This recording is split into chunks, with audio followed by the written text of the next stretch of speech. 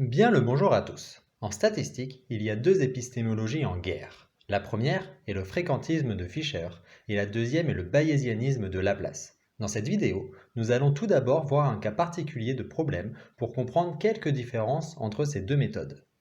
Le problème qui va nous intéresser sera de répondre à la question suivante. Supposons que je tire au hasard avec une loi uniforme des points dans un carré de côté 2 et que je me pose la question de savoir quelle est la probabilité que le point tiré soit dans le cercle de rayon 1. Pour répondre à cette question, il suffit de calculer l'aire du carré qui est 2 fois 2 égale 4 et l'aire du disque qui est égal à pi fois 1 au carré est égal à pi. La probabilité correspondante à l'aire du disque divisée par l'aire du carré, soit p est égal à pi sur 4. Sauf que ce protocole peut se faire sans utiliser le nombre pi.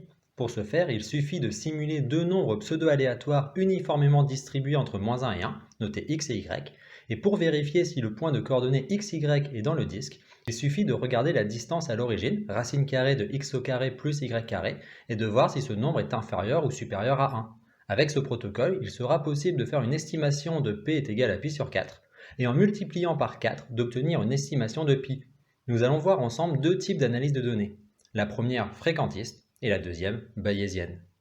Le fréquentisme se fonde principalement sur deux théorèmes. Le premier est la loi forte des grands nombres, qui stipule que la moyenne d'un échantillon indépendant et uniformément distribué tend vers une quantité appelée espérance, correspondant à une moyenne théorique, lorsque le nombre de points tend vers l'infini. Dans notre cas, cela signifie que la fréquence empirique des points dans le disque doit tendre vers la probabilité théorique P. Le deuxième pilier du fréquentisme est le théorème central limite, qui stipule que si l'on a une suite xn indépendante et identiquement distribuée, admettant une espérance et une variance finie, ce qui est le cas des lois usuelles mais peut ne pas être le cas, alors la quantité racine carrée de n xn bar moins e de x0 divisé par sigma de x0 tend vers une loi normale centrée réduite, lorsque n tend vers l'infini. Avec xn bar est égal à 1 sur n fois la somme des premiers xk, étant la moyenne empirique des n premiers éléments, E de x0 étant l'espérance théorique de la loi, et sigma de x0 étant l'écart type théorique. Une première hypothèse est statistique, est de considérer que pour n suffisamment grand, alors on peut considérer que la quantité précédente est exactement une loi normale centrée réduite. Et en utilisant les propriétés de ces lois, en multipliant par sigma de x0 divisé par racine carrée de n et additionnant par espérance de x0, on obtient que la moyenne empirique xn bar suit une loi normale d'espérance e de x0 et d'écart type sigma de x0 divisé par racine carrée de n. En utilisant ce résultat, on peut définir l'intervalle de fluctuation au risque alpha, qui est e de x0 plus ou moins q alpha sigma de x0 divisé par racine carrée de n, qui correspond à l'intervalle tel que la probabilité pour qu'une valeur de la moyenne soit hors de cet intervalle est alpha. Pour alpha est égal à 5%, alors Q alpha est à peu près égal à 1,96, et pour alpha est égal à 1%, alors Q alpha est à peu près égal à 2,58. Si on fait tendre alpha vers 0, alors Q alpha doit tendre vers l'infini. Mais en pratique, on considère acceptable d'avoir alpha est égal à 5% dans beaucoup de cas. Par symétrie entre l'espérance théorique et la moyenne empirique, on suppose que l'on peut définir un intervalle de confiance pour l'espérance avec la même forme. C'est-à-dire qu'avec un risque de première espèce alpha, l'intervalle de confiance pour l'espérance E de x0 est xn bar plus ou moins q alpha sigma divisé par racine carrée de n, avec sigma correspondant à l'écart type. On va utiliser cet intervalle de confiance pour déterminer une estimation fréquentiste de la probabilité que le point tiré soit dans le disque. Notons n1 le nombre de points tombés dans le disque et n2 le nombre de points hors du disque. On a xn bar est égal à n1 divisé par n1 plus n2. En utilisant l'écart type des lois de Bernoulli correspondant au cas de figure où nous sommes, on peut montrer que sigma est égal à la racine carrée de xn bar multiplié par 1 moins xn bar, ce qui correspond à racine carrée de n1 n2, le tout divisé par n1 plus n2. Donc l'intervalle de confiance pour P est n1 divisé par n1 plus n2, plus ou moins 1,96 multiplié par racine carrée de n1 n2, divisé par n1 plus n2, le tout à la puissance 3 divisé par 2. Donc l'intervalle de confiance pour pi est 4 fois n1 divisé par n1 plus n2, plus ou moins 7,84 fois racine carrée de n1 n2, divisé par n1 plus n2 à la puissance 3 demi. Maintenant que nous avons vu le fréquentisme, nous pouvons parler du bayésianisme. Le bayésianisme se fonde sur la formule de Bayes, P de t sachant d est égal à P de d sachant t multiplié par P de t divisé par P de d, qui stipule que pour connaître la probabilité de la théorie sachant les données, il est nécessaire de connaître la probabilité des données si la théorie est correcte, mais aussi d'avoir un a priori sur la théorie, c'est-à-dire d'attribuer une probabilité à la théorie avant même d'avoir des données, et il faut aussi connaître la probabilité des données sans spécifier de théorie. Mais cette quantité peut se calculer par la loi des probabilités totales. P de d est égal à la somme de k égale 1 jusqu'à n de P de d sachant tk multiplié par P de tk. S'il y a un nombre fini de théories possibles, pour une infinité dénombrable, on fait tendre n vers l'infini, et pour une quantité indénombrable, P de d est égal à l'intégrale sur l'ensemble des théories de la probabilité de d sachant t fois P de t dt. Dans notre cas d'étude, la théorie T-bêta correspond au cas où la probabilité de tomber dans le disque est P est égal à bêta. Les données correspondent aux nombres N1 et N2 comme pour le cas fréquentiste. Or, en utilisant la loi de Bernoulli, P de N1 N2 sachant T-bêta est égal à N1 parmi N1 plus N2, bêta à la puissance N1, 1 moins bêta à la puissance N2. Et pour simplifier notre étude, nous pouvons prendre P de T-bêta est égal à 1, ce qui signifie qu'a priori, nous n'avons aucune idée de la probabilité théorique. Ce qui n'est pas parfaitement correct, car nous savons que pi est proche de 3,14, donc nous pourrions prendre une densité non nulle autour de 3,14 divisé par 4, et nulle trop loin de cette valeur. Mais pour simplifier notre calcul, faisons comme si nous n'avions aucune idée de la valeur de pi.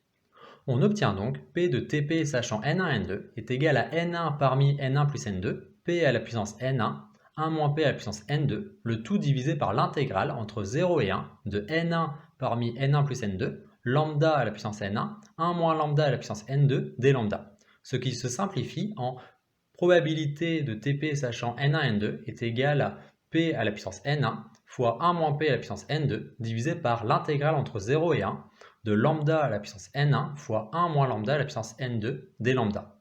À partir de cette densité de probabilité, il est possible de calculer plusieurs estimations de P.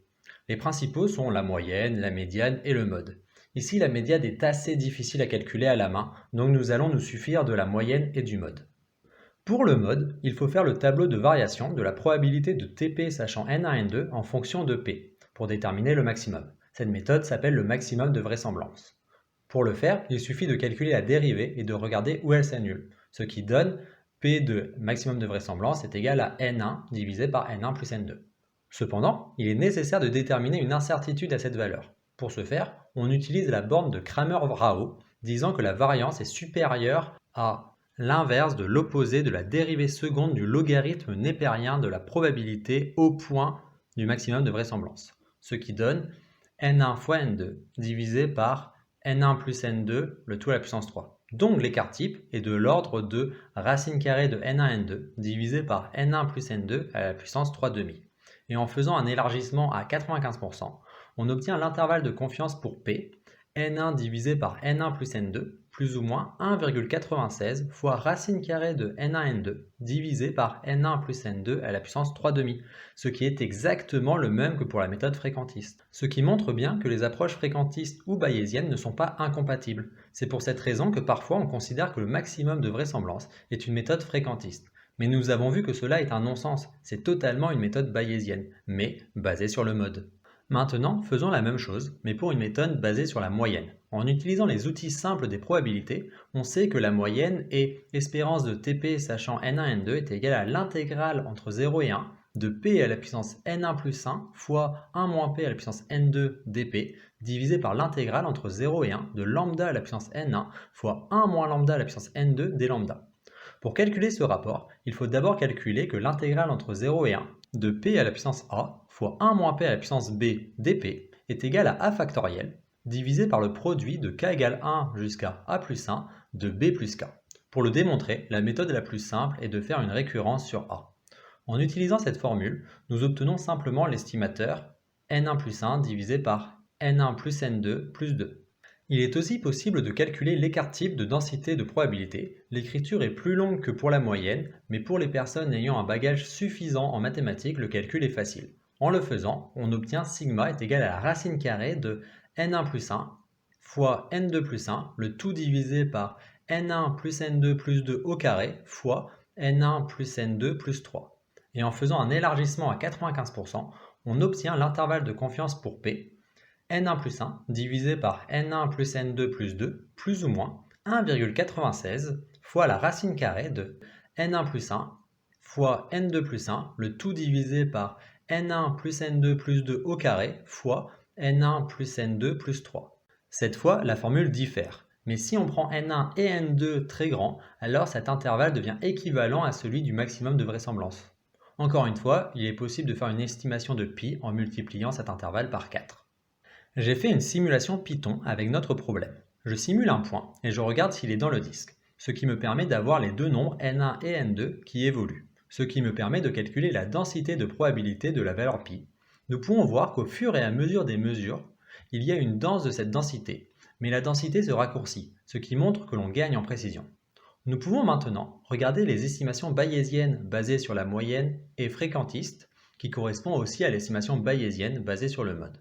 Nous voyons qu'elles entourent la valeur théorique pi. À la fin, l'intervalle pour la méthode bayésienne est entre 2,99 et 3,43 et pour la méthode fréquentiste entre 3 et 3,44. Et avec une simulation avec 10 000 points, j'ai obtenu pour les deux la même estimation entre 3,11 et 3,17. L'approximation de pi n'est pas idéale, mais ce n'est pas de cette manière que pi est approximé en pratique. Mais cet exercice permet de voir les différences fondamentales entre la méthode bayésienne et la méthode fréquentiste. Nous voyons donc que pour ce problème d'estimation de pi, la méthode fréquentiste, basée sur le théorème central limite, et la méthode bayésienne, basée sur la formule de Bayes, sont assez similaires. Nous avons même vu que la méthode bayésienne, basée sur le maximum de la densité de probabilité avec un a priori uniforme sur toutes les théories, appelé maximum de vraisemblance, correspondait exactement à la formule fréquentiste. C'est d'ailleurs pour cela qu'en général, le maximum de vraisemblance est considéré comme une méthode fréquentiste, et il faudrait avoir un a priori non uniforme pour que la méthode devienne bayésienne. Si vous avez une vague idée de la guerre fréquentiste bayésienne, vous pouvez trouver très étrange que le fréquentisme et le bayésianisme soient aussi proches dans ce problème. Mais je vais maintenant m'efforcer d'expliquer les grandes lignes de leurs différences. Tout d'abord, nous allons refaire le même travail, mais dans l'objectif de calculer la probabilité que le Soleil se lève demain, sachant qu'il s'est levé tous les jours depuis plus de 5000 ans, et sans tenir compte de toutes nos connaissances astrophysiques. Ce calcul a historiquement été effectué par Laplace. Dans ces conditions, nous avons n2 est égal à 0 et n1 est approximativement égal à 5000 fois 365,2422, qui est égal à 1 826 211. Ce qui fait que pour le bayésien, P est compris entre 0,999 998 et 1. Mais pour le fréquentiste, il y a un problème. La valeur estimée est 1 et son incertitude semble être 0, ce qui est irrationnel. Par exemple, si je lance une pièce une seule fois, le fréquentiste devrait, avec ses formules, dire que la pièce a une probabilité de 1 de retomber sur face, et cela avec une incertitude nulle. Or, évidemment qu'avec un seul lancer, il est parfaitement irrationnel de ne pas avoir d'incertitude. C'est pourquoi, en général, on choisit que le fréquentiste peut s'exprimer dès lors que Fn est supérieur à 5 et 1 moins F fois n est supérieur à 5, avec F la fréquence mesurée et n le nombre de valeurs. Donc, il existe des cas où le fréquentiste ne peut pas s'exprimer alors que le bayésien le peut. La grosse critique du bayésianisme est qu'il nécessite d'avoir des a priori, alors que le fréquentiste se vant de ne pas en avoir besoin. Or, les a priori sont souvent considérés comme des préjugés rendant les individus bornés. Ce qu'il faut bien comprendre, c'est que le fréquentiste aussi a des préjugés, et ce, parce que le risque alpha dépend du problème. En physique des particules, on demande alpha est égal à 0,00006% pour annoncer la découverte d'une nouvelle particule, alors que pour d'autres domaines, on choisit alpha est égal à 1% ou 5%. Le choix de alpha dépend des a priori du domaine. Nous pourrions conclure que ni le bayésianisme ni le fréquentisme ne sont acceptables car ils ont des a priori. Mais c'est une erreur. Les a priori sont importants. Par exemple, si demain une expérience vient mettre en défaut la relativité restreinte, les experts du sujet vont être quasiment sûrs que c'est l'expérience qui se trompe et pas la relativité restreinte. Et ce, à cause d'un a priori fort envers la validité de la relativité restreinte. La science n'est pas une chaîne de Markov, c'est-à-dire une suite d'expériences sans mémoire. Le passé est la cause de l'a priori. Donc oui, l'a priori est subjectif, ce qui signifie que selon son passé, nous n'avons pas les mêmes a priori. Mais si notre passé nous donne des raisons objectives d'avoir un a priori, alors il est préférable d'en tenir compte plutôt que de calculer naïvement le maximum de vraisemblance sans a priori.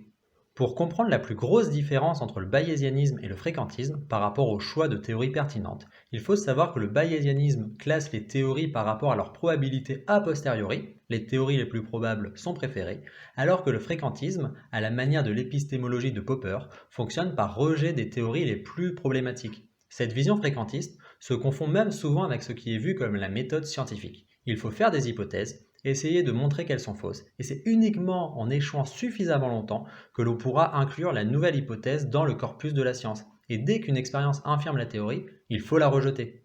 Cette vision est naïve car on ne rejette pas automatiquement une théorie scientifique lorsqu'une expérience l'infirme. Premièrement, car l'expérience peut avoir fait une erreur, donc lorsque l'on a un résultat contradictoire avec la théorie, soit la théorie est fausse, soit il y a un problème dans l'expérience. Mais ce qui est sûr, c'est qu'une expérience isolée n'implique jamais qu'une théorie est fausse. Et deuxièmement, parce qu'on rejette une théorie uniquement lorsque l'on a une meilleure théorie. Par exemple, actuellement, le problème de la matière noire pourrait se voir comme une preuve du fait qu'il faille rejeter le modèle standard des particules et la relativité générale. Mais cela serait une grosse erreur. Tant qu'aucune théorie ne fait mieux que le modèle standard, il est important de le garder, même s'il a des défauts. Il est crucial que certains chercheurs essayent de réconcilier les observations avec le modèle standard et que d'autres cherchent d'autres modèles. En particulier, le fréquentiste fonctionne avec la p-value, en français la valeur p. Ce nombre correspond à la probabilité d'avoir le même résultat ou pire en supposant la théorie. Si le nombre est faible, alors il faut rejeter l'hypothèse et si cette valeur p n'est pas faible, alors l'hypothèse n'est pas rejetée. Pour le comprendre, prenons un exemple similaire au problème de tout à l'heure. Nous avons une pièce, mais nous ne savons pas si elle est truquée. La p-value correspond à p est égal à la probabilité de d bar sachant t, avec d bar correspondant à tous les cas pires que les données d. Par exemple, pour la pièce, si j'ai obtenu 7 faces et 1 pile, alors les événements pires sont avoir 8 faces et 0 pile, avoir 1 face et 7 piles, avoir 0 face et 8 piles, et bien évidemment lui-même. Notons n1 le nombre de piles et n2 le nombre de faces. Dans ce cas, p est égal à 2 fois la somme de k est égale à 0 jusqu'au minimum de n1, n2 de k parmi n1 plus n2 divisé par 2 à la puissance n1 plus n2. Prenons le cas où n1 est égal à 3 et n2 est égal à 7. Dans ce cas, p est égal à 34%. Un événement rentrant dans une classe avec une probabilité aussi grande ne peut clairement pas être rejeté. Mais dans le cas où n1 est égal à 9 et n2 est égal à 21, alors p est égal à 4,3%. Dans ce cas, il pourrait devenir acceptable de rejeter si initialement nous avions pris alpha est égal à 5%. Évidemment, le choix de alpha se fait avant de faire l'expérience, sinon le scientifique pourrait le choisir pour privilégier ses théories préférées. Et dans le cas où n1 est égal à 15 et n2 est égal à 35, alors p est égal à 0,66%. Et dans ce cas, même pour alpha est égal à 1%, l'hypothèse sera rejetée. Et pour n1 est égal à 10 et n2 est égal à 50, alors j'arrive à p est égal à 0,00001%, ce qui est suffisant pour rejeter l'hypothèse avec les standards de la physique des particules. Donc pour discriminer les théories, le fréquentiste regardera la probabilité de d bar sachant t, alors que le bayésien regardera la probabilité de t sachant d. Le bayésianisme est plus logique car nous savons que nos données sont arrivées et nous voulons connaître la probabilité de la théorie, alors que le fréquentiste se place dans un univers où la théorie est vraie et se demande quelle serait la probabilité d'obtenir les données que nous avons, ou pire. Malgré cela, il peut tout de même être rationnel de privilégier le fréquentisme. Certainement pas parce que le bayésianisme utilise des a priori, comme on l'a vu précédemment. La seule bonne raison est que le bayésianisme est en pratique très difficile à calculer, car il faudrait tester toutes les théories. En pratique, on peut réduire ce problème en ne testant que les théories dont l'a priori n'est pas trop faible, mais même avec cette vision pragmatique, le bayésianisme peut être très gourmand en calcul, alors que le fréquentisme est souvent plus rapide. Donc, selon les cas, il peut être préférable d'utiliser la méthode bayésienne lorsque les calculs ne sont pas trop longs, mais parfois il peut être préférable d'utiliser la méthode fréquentiste lorsque les calculs bayésiens sont trop longs. Il faut faire un compromis entre la justesse des résultats et la calculabilité. Un résultat juste mais incalculable n'a aucun intérêt, tout comme un résultat facile à calculer mais totalement faux.